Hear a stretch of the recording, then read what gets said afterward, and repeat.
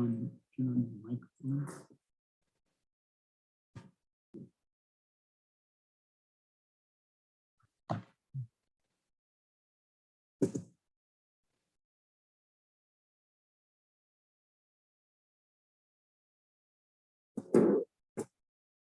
All right, we're good to go when you are, Mr. Chair.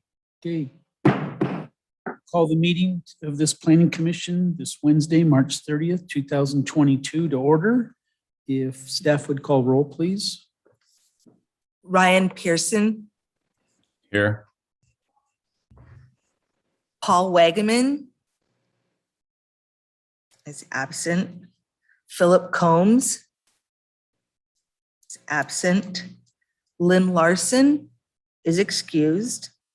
Brian Parsons, Here. Robert Estrada, Here. Don Daniels. Here. Chair, you have quorum. Thank you. Appreciate it. Before us, we have the minutes of March 2nd, 2022. I'm looking for a motion. Motion to accept the minutes as written. Okay, Mr. Pearson, appreciate it. And Mr. Estrada, second. Any discussion or changes? Seeing or hearing none. All those in favor by saying aye. Aye. Aye. Opposed? Abstentions? Hearing none, minutes passed as written. Thank you and welcome, commissioners. Any changes to our agenda tonight? No, Mr. Chair. Thank you. And public comment. At this time, I can open up public comment. Do we have anyone signed up to speak? There's no one here present in the chambers. And Ms. Devereaux, did we get any ahead of time? I did not receive any requests. Great, and we don't see anyone, as Tiffany has mentioned, anyone out in the audience tonight. So I guess we'll close the public comment period. We do not have a public hearing tonight.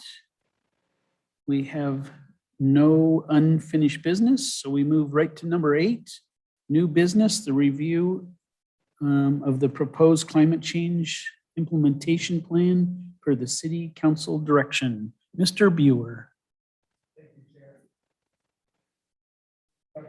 No, it's probably not on. Oh,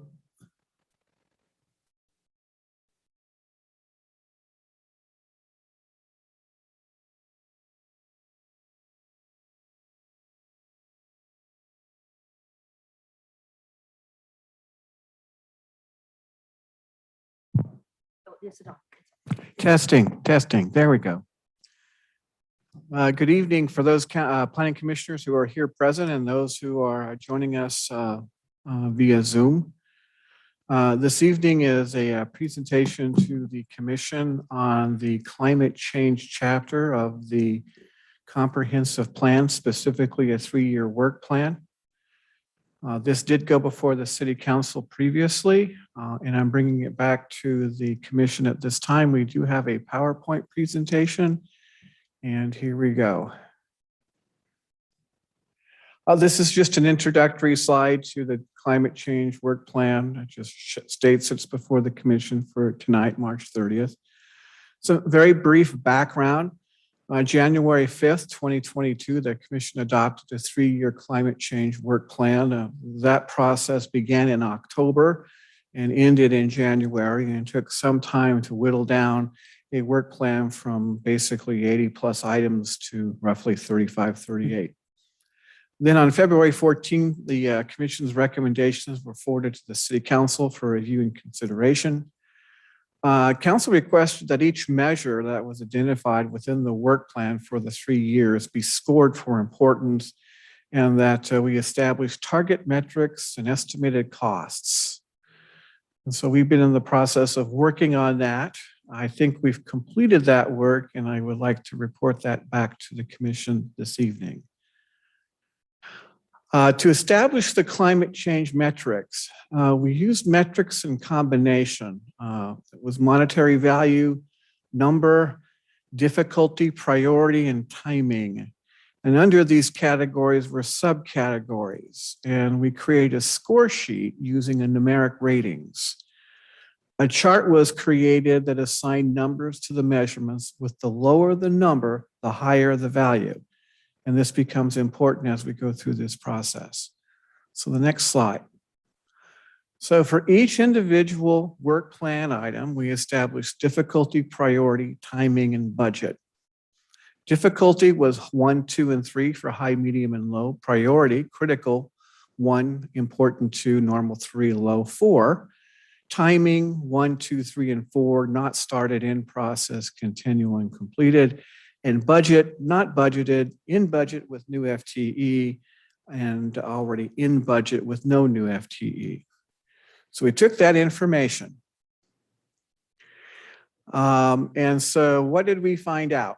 I'd like to review the attachments that we gave to the City Council very briefly. And so I'll ask that Tiffany bring that up. This is the first attachment, attachment 1. And these were all of the implementation action plan items that were adopted on July 6, 2021 by Ordinance 756. And we can just pan through those. You can see that there are a lot. And some of them have subcategories and other work items assigned to it.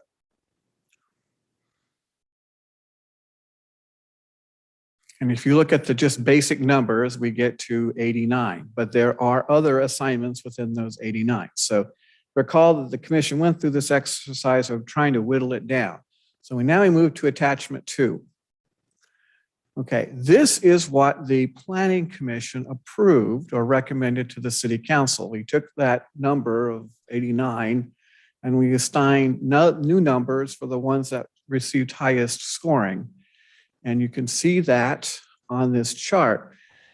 There are also some other things. I added a progress not completed and some additional information. I put in frequency, an end date and a start date. That was information that was not shared with the commission, but that was information that I put together as a part of developing this as a work plan item and incorporating it into the council's strategic plan.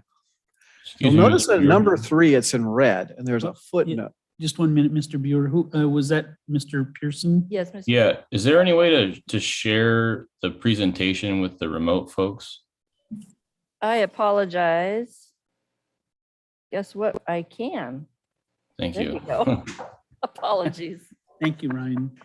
Darn it, he figured us out. Yeah. It's going to be awful boring. Okay, I'm teasing, of course. Yeah. This is what the Planning Commission approved on January 5th. And this is the priority of the assignments, lead departments, secondary departments, and so forth. I added information here, again, to sort of meet the standards that we have for our strategic plan citywide. You'll notice at number 3, establish emissions reduction goals for Lakewood. And there's a footnote. The reason it's in red is as when this was created, March 9, the state legislature is considering removing cities and counties from having to perform or meet this requirement.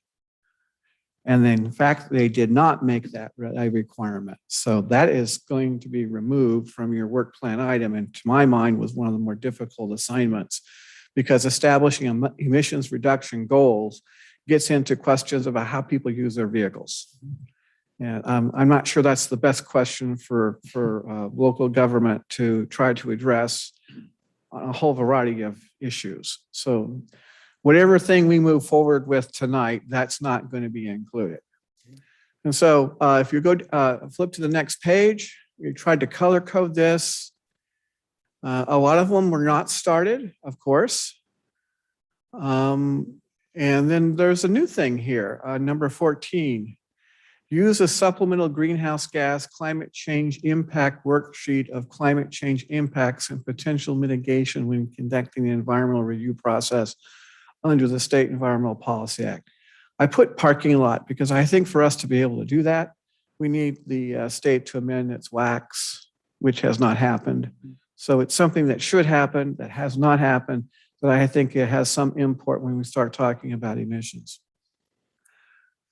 There's one in here that says working with energy companies on the like. It might be on the next one. I can't remember where it's at.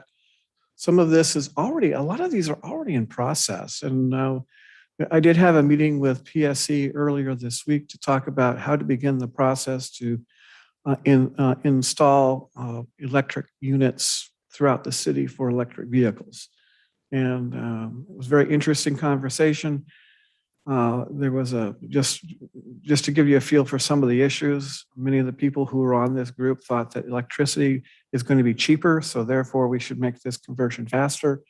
And I indicated that I think that moving to electricity, the cost could be higher, not less, and that we're making some huge infrastructure changes that are going to be costly over time. So there's a lot of stuff going on. But by 2023, you're going to see, I believe, some of the some of the utility companies beginning to install charging stations throughout the city. Right now, you only have about 8. You have some here at City Hall, and the other one is over at the parking lot at Safeway. That's it for a city of 63,000. Yeah, I was just going to mention the one on the old former Albertson Safeway that's on Silicon Boulevard. Yes. They just put in 2 of them. I see there. And I don't know the type of charging station, but there's 3 types. Oh. And that one there at that location, the maximum period is only 2 hours. I'm not sure you can get a full charge, but it's free. Yeah. Right now, the electricity is free. Hmm. So we'll see if people will use it. I have a Yes, Mr. question. Estrada, yes. Mr. Bureau, in regards to that, so the stations will go up on private property per se, at gas stations, for example. Does the city intend to somehow supplement, complement, assist in the installation thereof? Not at this time. Okay. And one, I will tell you that Town of Stillicum installed one, and their town manager will tell you that they're losing money. So again, this is not what it appears to be. But if we can, we'll stay on this. But I just wanted to give you an example of how this is now beginning to interact. But by 2023, you're beginning to see more installations of electrical facilities. Mr. Estrada, go ahead. you also mentioned that you had a conversation with PSC. I noticed that in your next attachment or last attachment, you say that it's the level of difficulty is quite difficult to coordinate with these utility companies. Why? What's the problem with? Why do you say it's very difficult to? I would say that because, well, first of all, each of them have their own energy conservation standards. They're not the same. And the Lakeview Light and Power, my understanding, has a limited ability to provide offsets or new construction opportunities for some of its utility providers. I know that the Lakewood Industrial Park would like to do more to reduce their energy consumption, but when they apply to Lakeview Light and Power, they do not have sufficient funds to get the grants that they would like to use for their facilities. Okay, And so Mr. Chair? inequality. If I could just also piggyback on that answer, I think, Mr. Estrada, part of what you were asking is whether it's the communication itself with the utilities is difficult or whether it's the plans that Mr. Buer just talked about. It's not that the city's having trouble communicating, for instance, with TPU or PSC. It's more the various plans and such they have. Okay, thank you. Buer? Thank you, Tiffany, for the clarification. And if I could, Mr. Chair, Mr. Pearson has his hand up. Oh, sorry, Mr. Pearson. So I know like in the new IBC, you have to have electric vehicle charging stations in each of the garages now. Is there any thought or any requirements for commercial development to have one, similar to like a parking requirement where you would have one electric vehicle charging stall, per however many, parking spaces or something? There is a requirement for electrical units to be installed in commercial parking lots dependent upon the size of the construction activity. But one of the things that we talked with PSE is oftentimes where these charging stations are located may not be the preferred location. And that we're maybe installing charging stations in places that people aren't going to use. So some of the questions that we've asked of PSE, and we'll be talking to WABO a little bit about this, is rather than just requiring a minimum per parking lot, is having the ability to place charging stations where people are at. and where they park their vehicles. I'm afraid that we may find ourselves in places where we have charging stations that won't be used, and these are expensive to install. We also get into some issues with potential damage to these facilities by individuals. So there's a whole series of things that need to be worked out that still remain big questions. Are A lot of they, this, Go are ahead, they Mr. maintained by the property owner or the utility? the charging stations at this time, the ones that are over here in the city, in the parking lot that were installed by a private developer, he received grant funds from the state to install those. Those require a credit card or a debit card to use. He is responsible for the maintenance of those facilities. Do not know about the ones in the garage or the parking area in front of Safeway. But those are on private property. I'm going to assume that Safeway may be responsible. Thanks. Lots of big issues, particularly bigger issues in apartment complexes, and more to follow on this. Right now, UTC is in the process of writing the rules for the utility companies.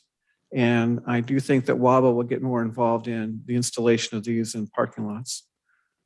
It's going to take time to figure this out. Great. All right, continue on. So again, this is attachment 2. This is page 2, beginning on number 13. You see a couple of parking lot items as well. But it gives you a status of where we're at with the work plan as of March the 9th. So some of this is already underway. Again, the tree preservation code is before the tree committee at the moment. That will be before the planning commission this summer. Okay, so I'm going to move on to attachment 2. Excuse me, attachment 3. Okay, so now we begin to try to establish some metrics. And we took each one of the work plan topics and the same priority that we used in attachments 2 and assigned difficulty, priority, timing, and financial impacts. And then I tried to color code this. Difficulty is one color, and then priority, timing, and financial impacts are the other. What's really key is where the X's are under difficulty, priority, and financial impacts. Okay, because depending upon where the numbers are, we begin to assign some level of significance. You'll also note that there's a section called requires consulting services.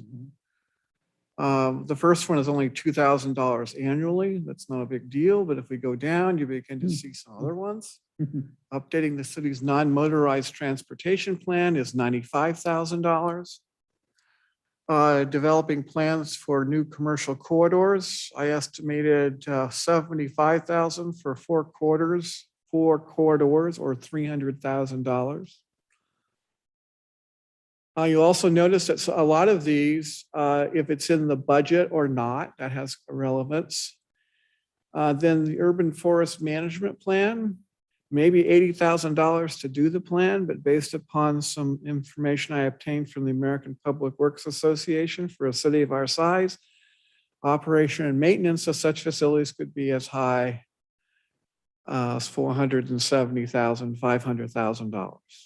So it's a big commitment if you're going to do an urban management plan. And that's a significant change in policy for the city. Overall, you begin to see this, explore the feasibility of reducing city hall footprint. That's going to actually be around, I think, $100,000. That's underway already. And that would change City Hall from 3 floors to 2 floors, and then take the floor we're not using and make it available for commercial lease. So we went through this exercise. There's another big one in Clover Creek floodplain engineering analysis, $271,000. That's already underway. Then here's you have the one for the not Clover Creek, the Nisqually corridor. It's $4 billion only. That's a mega project. And believe it or not, we've been successful.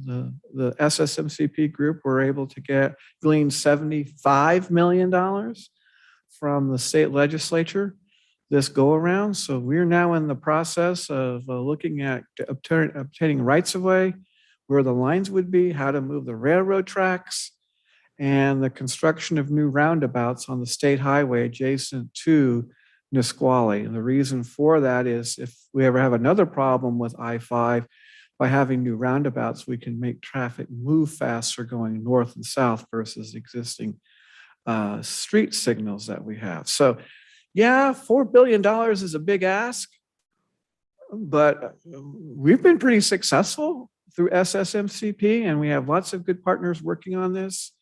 It's to the point now where the federal government needs to step in and assist with the remainder of this, or a good portion of it. But the big key is the state of Washington now recognizes the Nisqually Delta as a mega project. And that has real significance because that puts us on the same realm as a new bridge on I-5 across the Columbia River and some of these other big projects in Seattle. So little old Pierce County and Thurston County did a big pull on this, and a lot of effort and kudos to many people to get to this point. So that's what this metric analysis looked like. We assigned points. So that's attachment 3. So then the next attachment is 4, where then we added it all up. Okay. You'll see this first group. These are subtasks under the transportation plan. So I put those as 0. So I just counted them all together. And then I took out the emissions reduction goals for Lakewood because we're not going to do it now. And so now we're left with these others. And the lower the number, the higher the scores. So 5, 6, 7s, and 8s are the ones that have priority. So that's what this looks like. So this will be a part of the information that will be presented to the city council when I bring it back. And the numbers that are in the 11s and 12s and 13s will become less of a priority. So you kind of know where we're working on this. Now, one thing that the commission took off the list originally was the solid waste management plan update. Well, lo and behold, the county is now in the process of doing that. So if there's no objection, we're going to remove the reduction goals, emission reduction goals, and add in the solid waste management plan. And that's super significant because the county at this point is suggesting we're going faster than we should. We're filling up the garbage dump or the area sooner than we should, but they do not want to expand it. So they're looking at ways of conserving or using or changing the stream flow of garbage. There's also some consideration that if we have to relocate our materials, our waste materials, where would they go? And there's some discussion, this is a long way from being decided, of placing it in a new waste location in Wasco County, the Dalles. So that would mean a station you have to build something, most likely in the tide flats, put it on railroad cars, take it to Portland, take a left, go down the interstate corridor, and then at the Dalles, unload it, put it into big trucks, and transfer it about 12 miles up a hill. So that will be part of the discussion. So that has significant greenhouse gas implications. And so I commend the county for wanting to do this and doing it on the basis of a 19 to 20-year plan. So, and Lakewood has chosen to be very active in this because when we take a look at the overall number of things in this document, that's one of them. It was just something that moved up faster up the list and we were able to take something off. Okay, so that's what I'm kind of sort of going to give to the city council for their review. There's one last piece to this. We go back to the PowerPoint presentation and then the last page or the last slide, please. Okay. In addition to the information that you have just seen, Another document will be presented. It will be each of the 38 work plan items will get a sheet of paper. And then these particular items will be listed. For example, if we're doing waste management of the dump, implementing partners are going to be Pierce County Department of Ecology and listing all the other people. Then we'll use the numbers to list difficulty or priority. And instead of using the number, we'll go medium, critical, so forth. Time frame, the amount of effort. Then we're going to list action steps where we can find that we have identified them. I think over time this will change, but at least let's start. Funding opportunities and other resources. And so each action item or each work plan item will have this information contained in it. So we are able to share with the council. We started with 89, we brought it down to 38. Here's a general idea of what we thought we were going to do. Now that we've assigned some level of priority here through this process, here are our top numbers based on priority. And then here are the specific issues that we're going to proceed with each one of them. And each will have a page. So it'd be very clear and easy to follow this. This is the same format that is being used as part of the South Sound Military Communities Growth Coordination Plan. And so that seems to work well with multiple agencies. So let's just go ahead and use what we think is going to work well and apply it to this case. So that's what I'm presenting forward to the City Council. It remains a bit of a work in progress, but I'm trying to maintain some momentum so we can get this done timely. So that ends my presentation this evening. Great. Mr. Pearson. So is this ultimately whittled down to 10 items or thereabouts? No, Mr. Pearson, the goal is to keep the number. I think it'll be around 38 or so. Okay. We're going to keep that number. We've just changed the priority slightly from what we talked about with the commission and used this numbering system to see if we can better fine tune which priorities seem to have the highest level of significance. Okay. And then my other question was, is there any way to like quantify the amount of like, I don't know, net reduction in greenhouse gases or something, like, you know, put a greenhouse gas quantity on it and then assign a cost to it, you know, that this is going to cost a certain amount. And then it's like, we can kind of see, you know, if this is, you know, I guess expensive or cheaper than the other options. I imagine that's pretty difficult to try to understand the amount of, you know, greenhouse gases that are going to be saved, but, or reduced or whatever. But that would be an interesting metric to have in addition to, you know, what's there. But that was just what I was thinking about. Right now it's difficult to track because we just don't have the necessary level of expertise in staff to do it, number one. And number two, to be able to do what you're talking about, we would have to hire some outside consultants. Yeah, The other way the other way we're doing it is that we're able to monitor our annual greenhouse gas emissions through Google Explorer at the moment. And so I can tell you what percentage we've increased or decreased. I do think that over time, with a whole variety of things that the city is doing, you would see a reduction in greenhouse gases. But to be able to do it on an annual basis is unlikely. I do know that Tacoma has tried it to do it on every 5-year basis, but if you're continuing to grow with increased population, increased housing units, and increased industrial development,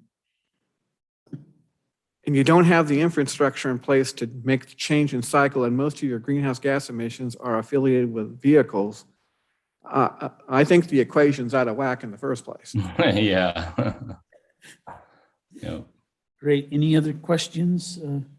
Seeing none. Mr. Combs, any questions? Nope. Actually, I do have a question. Okay. Go I ahead. realize it's a little difficult to quantify, and now that we've got this list down to 38, are we tracking? And it sounds like you are, but it seems like this would be important for us to be tracking the steps that we are doing to, mitigate the challenges with greenhouse gas. And I think that's what Mr. Pearson is trying to quantify, is like how well are we doing, and are we attacking the things that will get us the most return for the investment or for our time. And so as you're going through this, Mr. Ewer, if you can, it seems like your metric is already designed to prioritize based off of that. But if there's a way to do a sniff test afterwards, look at it and say, you know what, we really should move this one up or move this one down. And as we're making these policy moves or prioritizing each of these items, I think it's important to just track it on a list, because we may not be able to quantify it today, but at some point, someone will figure out a way to do a metric for this. And it would be really nice to be able to say, yeah, in 2020, we started this, and in 2022, we started this. And I think that there are ways of reporting it and accounting for it in the future if we have the data available. I think I don't disagree with anything the commissioners are saying on a long-term basis. I do think there are ways to monitor this, but just starting off with our limitations as our ability to move this forward. For example, if we're concentrating population and along corridors and people are able to walk or use bicycles or electric scooters or something like that in order to get around, or public transportation, and get away from private vehicles, that will have a significant impact upon reducing greenhouse gases. One that I don't think is going to work very well is the state's requirement to have new energy code requirements for new construction. Okay, that's fine, but your problem is with the existing buildings. And so why aren't you providing, State of Washington, systems in place, grants and the like, to retrofit older tired buildings with new conservation equipment? That will have a much more significant effect of reducing, greenhouse gases in the city of Lakewood. The other issue, and this is a really hot topic, is doing away with natural gas. A good portion of the city of Lakewood is on natural gas. And if we were to reduce or wanting to reduce greenhouse gases by requiring all electrification in the city of Lakewood, it will have some significant financial impacts on homeowners. So I'm trying to take that into account when we talk about these policies. And so far, the department, in some of the legislation that's been proposed, has been very clear with the state through Washington Association of Building Officials that electrification is not the answer on these on new construction. You need to be doing something else. And when you only provide one option, what happens if that option is not available? And that will be the case in some locations. So we've asked some tough questions on that one. So I take that all into account when we're taking a look at these. As there's some economic impacts here as well.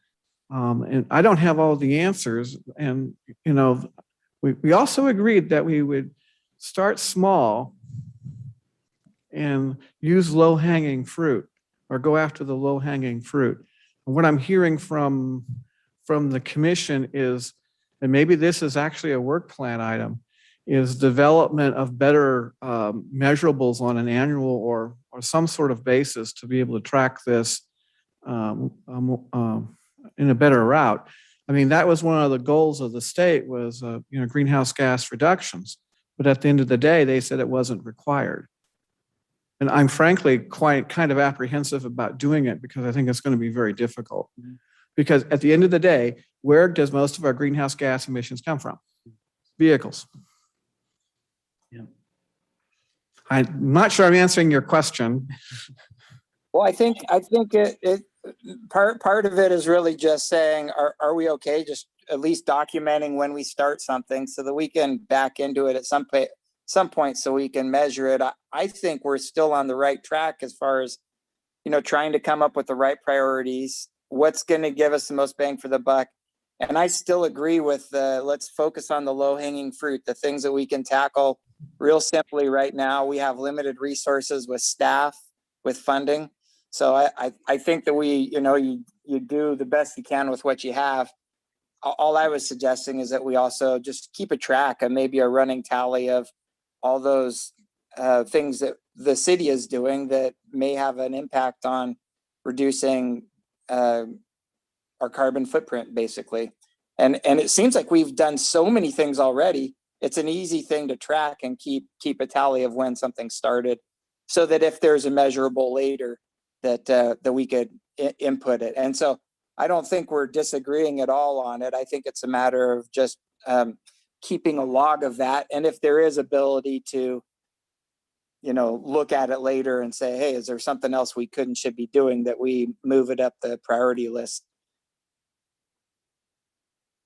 Every year, perhaps one explanation to this is we do an annual docket of the comprehensive plan. And we take a look at this section and update the implementation measures as necessary and report back to the City Planning Commission and Council. We do that with our sub-area plans now, and that's something that we can incorporate into the department's work plan. I'm not opposed to it. I'm just trying to figure out how to do it. Great. Appreciate it. I appreciate all those comments as well. Commissioners, no other questions, and I see for Mr. Buer. Go ahead, Mr. Buer. If I don't know if Mr. Boki would like to talk about this or not, but maybe he can provide some insights on some of the council's comments on this. I'm certainly trying to provide what I've heard. If he would like to add something to the conversation, it might be helpful. Good, Mr. Boki. Thank you, Chair Daniels. I don't know that I can. I think you've done a very nice job, Dave, of kind of beginning to take this whole huge amount of information in those 89 items and get them down to a workable level. I don't know if 38 items is workable.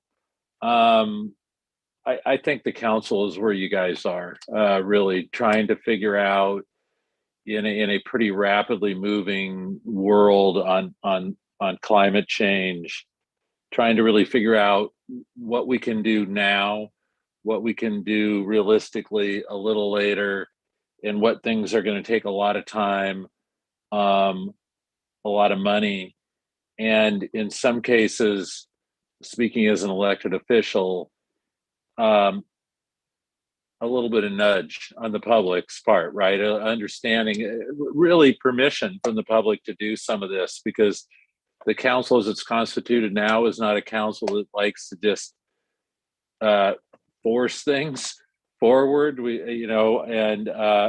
Unlike some councils, and I would use Mr. Buer's discussion about natural gas. I don't think the council has had any discussion about getting rid of natural gas or not allowing natural gas in new buildings or anything like that.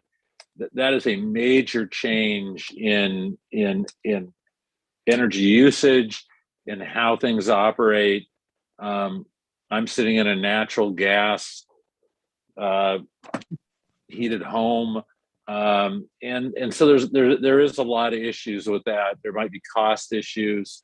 There's certainly production issues. I mean, if suddenly everything went that way. So I think you guys are doing a really good job. Actually, I'm very impressed with what you have in front of you right now. But and I think I speak for the council in saying we appreciate your hard work and thoughtfulness on this, and staff's hard work and thoughtfulness on this, because it's gonna take time.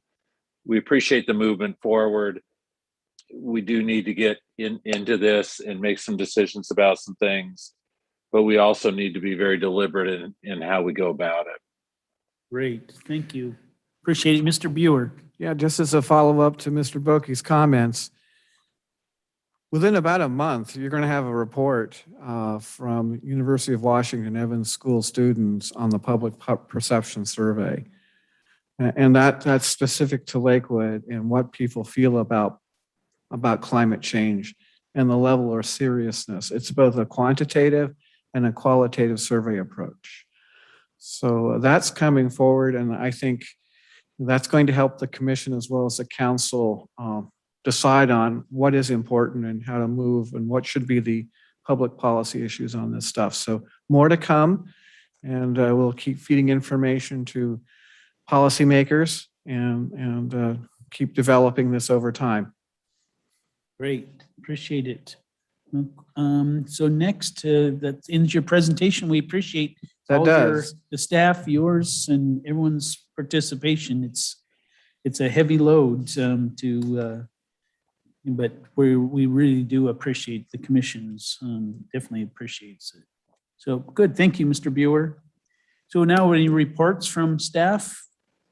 No other reports other than to say, don't forget, because this is a special evening, a special date for the commission, you do have your next regularly scheduled one week from tonight, April 6th, and it'll be the same option to be here in person or attend virtually.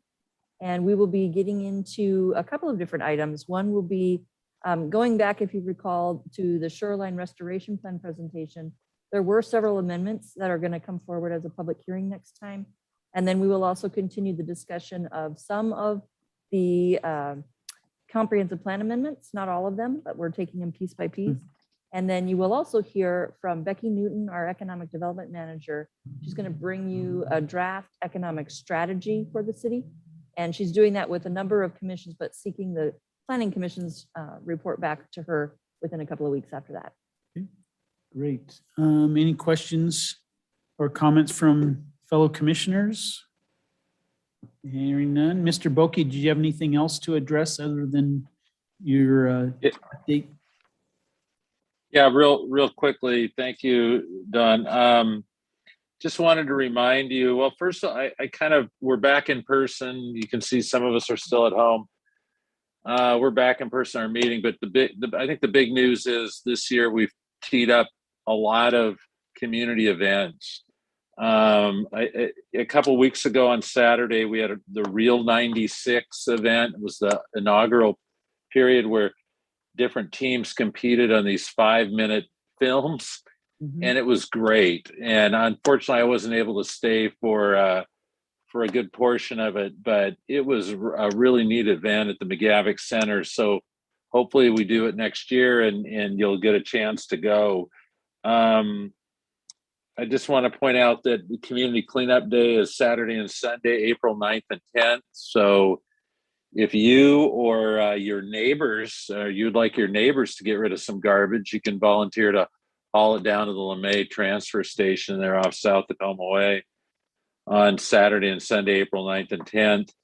And then April 23rd is Parks Appreciation Day.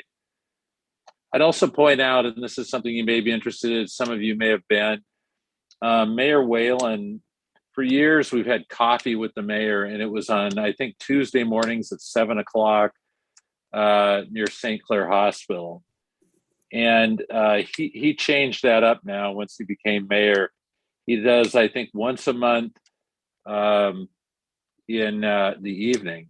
And so last week we had a meeting out at the pavilion at Fort Steilacoom Park inside, and the discussion was about public safety. And it was a really good presentation. We had Chief Zarro,